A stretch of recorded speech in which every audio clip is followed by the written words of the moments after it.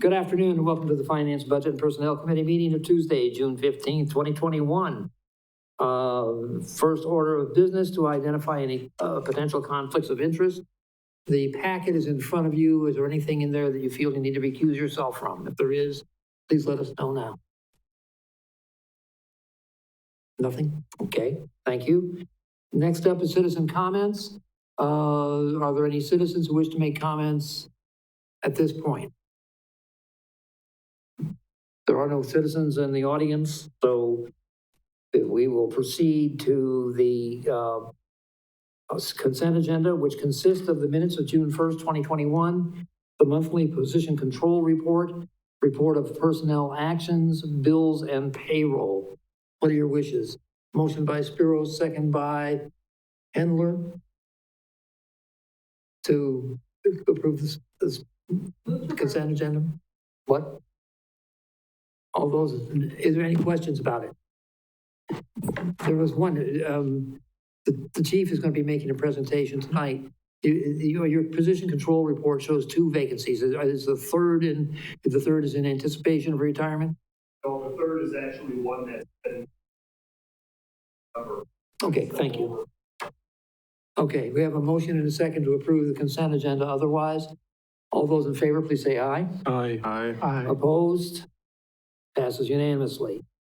Next up is a request to recommend council approval to fill 3 vacant firefighter/paramedic positions presented by Scott Owen, Fire Chief. Scott, go ahead. Yes, good evening. So currently we have 3 vacancies within the department. On June 2nd, we had a retirement by Rodney Bauer. Also on June 2nd, Anthony Lucchini resigned for personal reasons. And we have, as I just mentioned, 1 vacancy since November that we held off refilling until June as part of the budget for 21. So this did go in front of the most recent Police and Fire Commission with no questions, and it passed. And I request your approval so we can send it on to council for final approval and refill these positions. Motion by Handler, second by Batchel. Discussion. Scott, are all 3 firefighters slash paramedic, or? Yes. They are? Yep. All 3? Yep. Mr. Whistle? Is there a difference on the control report? I see that there's firefighter EMT and firefighter paramedic. What's the difference? So EMTs are at the basic level. The paramedics are the highest level that you can get. That's what we run our ambulances on. That's what we're licensed at. When I first started back 25 years ago, we were about a third to a half paramedic and the rest were EMT. And as we get older, we transition out into our next steps. We replace with paramedic. Okay. So you're directly replacing with the paramedic level, not the EMT moving people up. Correct. Okay. Thank you. Yep. Any further discussion, questions? All those in favor, please say aye. Aye. Opposed? Motion carries. Thank you. And next up is a request to recommend council approval of payroll resolution number 2021-44, updating the city's compensation scale effective as of July 1, 2021, presented by Jen Reku, Human Resources. Jen, what you got? Thank you. So the current program and compensation policy 3.80 talks about our pay plan and the pay scale. At the last June 8th meeting, the committee approved, or the council approved, a 1% adjustment to that scale. This payroll resolution puts that 1% into process as of July 1st of this year.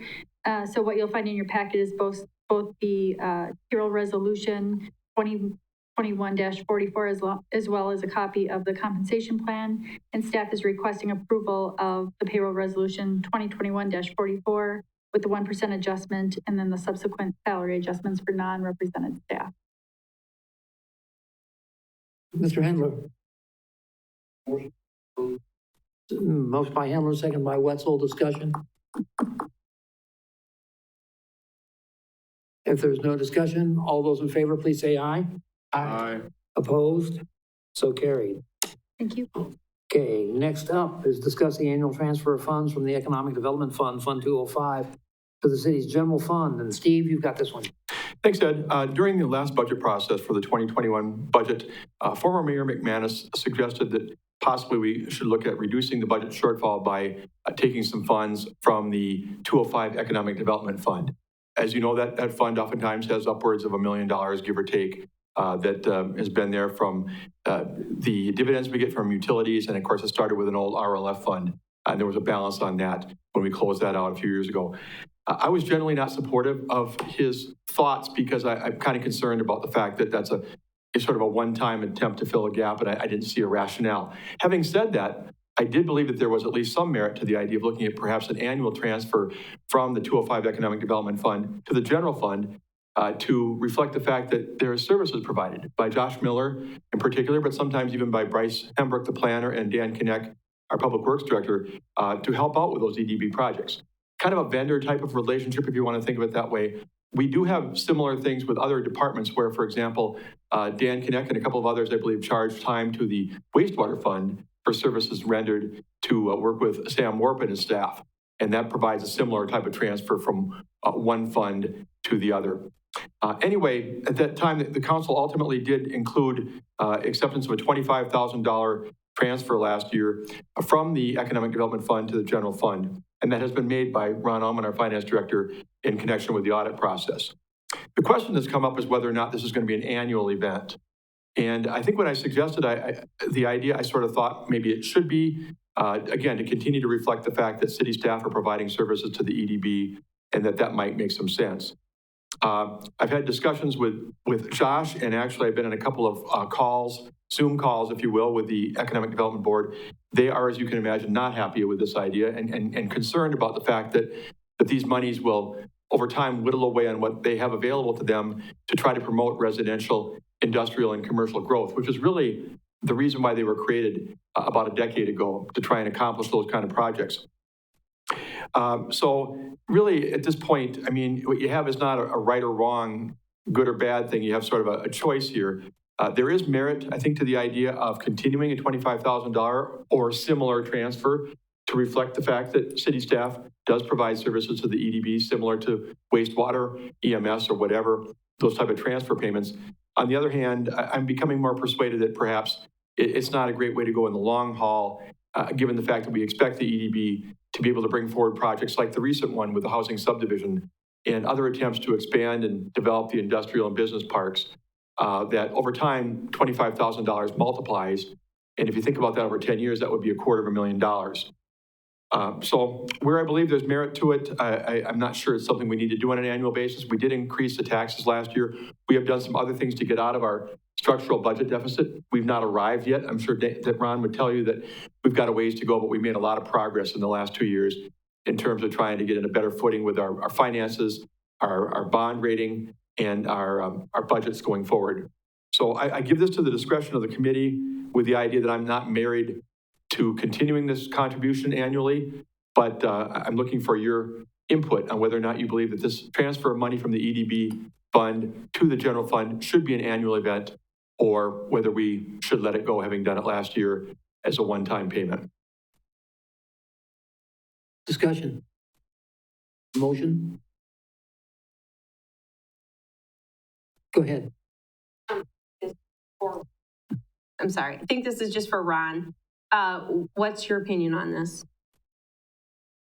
My general rule is I'll take any money you can put in the general fund from anywhere. So I'm in favor of it, but Steve's got a lot of good points of, the EDB fund is established for economic development, and it's probably not a great long-term solution. That general fund's got to stand on its own eventually. Mr. Wetzel.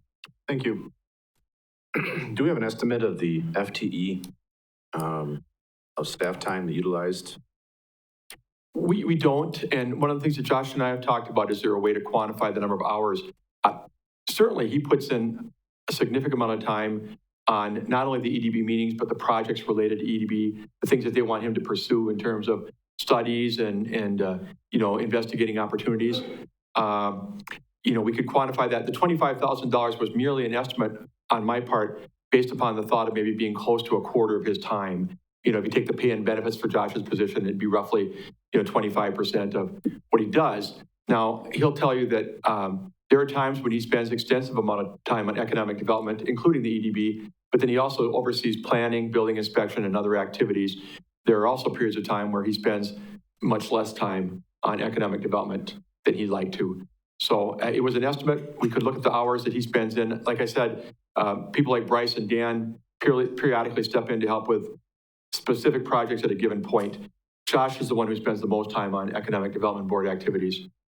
I'm sort of going around on your question. We could get an hour amount if you'd like one.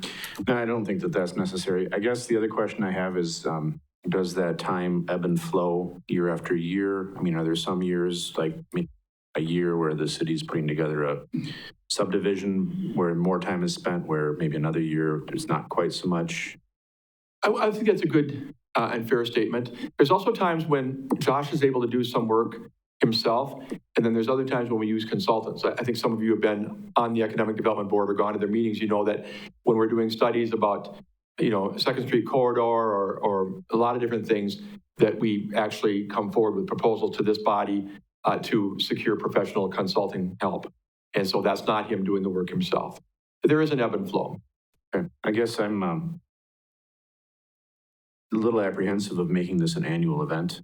I'm not necessarily opposed to what we did here and there, but to just say a blanket statement, we're going to do this every year, that makes me a little uncomfortable. And I guess that's about all I have to say about that. Thank you. Nick? I guess, yeah, I would agree that I'm a little bit hesitant to just automatically start taking money out of that fund. Like you said, $250,000 over a 10-year period that could be used for economic development project of some sort. And economic development is part of Josh's job. So it's, when he's doing economic development work, can you separate it out between the board and the city? Who's he working for today? And that's where I would have a little bit of a difficulty there. I could see if we brought, for instance, Dan in as a consultant on some project that we needed him. Then maybe there should be a little bit of a charge for that. But as far as Josh goes, I think that that's part of his job. And I think one of the things that Josh would say if he were here is, as he said this to me before, that even if we didn't have an economic development board, he would still be pursuing some of those things, either on behalf of the council or because there are opportunities that came to our doorstep. So it's not like 100% of the work he does for the EDB are things that wouldn't otherwise, use some of his time and energy to try and pursue. Mr. Handler? Yeah, thank you, Mr. Chairman. I would agree with my colleagues that I think we should not pillage and plunder the account, so to speak. I think we put it there for a reason. The only thing I hope that over the next year, we get the utility to give us more money so we can do more. Well, and one of the things I've talked about with Josh, and I hope it would be a good idea in your eyes too, is to maybe have an annual or an every other year meeting between the Economic Development Board and the council. We've done that with PFC, we've done that with utilities. The Economic Development Board is supposed to be doing your bidding. They need to know what you're interested in, what types of things you're concerned about. So I think an annual, or like I said, at least every 2-year meeting of the bodies would be a way in which you could talk about some of the things you'd like to see and whether or not you feel like your input is being considered as to the kind of projects that they pursue. That's something to think about too. I served on the Economic Development Board from the time it was commissioned to just before I got off the council, I believe, in 2018. I think it was probably 8 years. Initially, we didn't want to spend any of the 205 fund on salary, anything that would be considered personnel costs, other than the things that were contained within various proposals for services from consultants and things like that. For a while, they approved some budgets where they were paying a portion of Josh's salary when Josh was zoning director, and also a portion of Jason Angel's salary when they were there. And we got a little upset about that, and we didn't like the feedback we were getting about that. The other thing that we're doing is we're subsidizing, I think, 75% of one full position for Mackey, which is supposed to be doing some of the groundwork and some of the recruiting for us. I think, I think it's less than that, but it's a. I think originally it was 75%. Yeah, it's less than that, but it's still a considerable portion. It is. It's over $50,000 a year right now. The other thing about that is that we just took $900,000 out of that 205 fund. We have maybe 250 to 300,000, somewhere in that range left. And I don't want to piddle away the money by using it on salaries.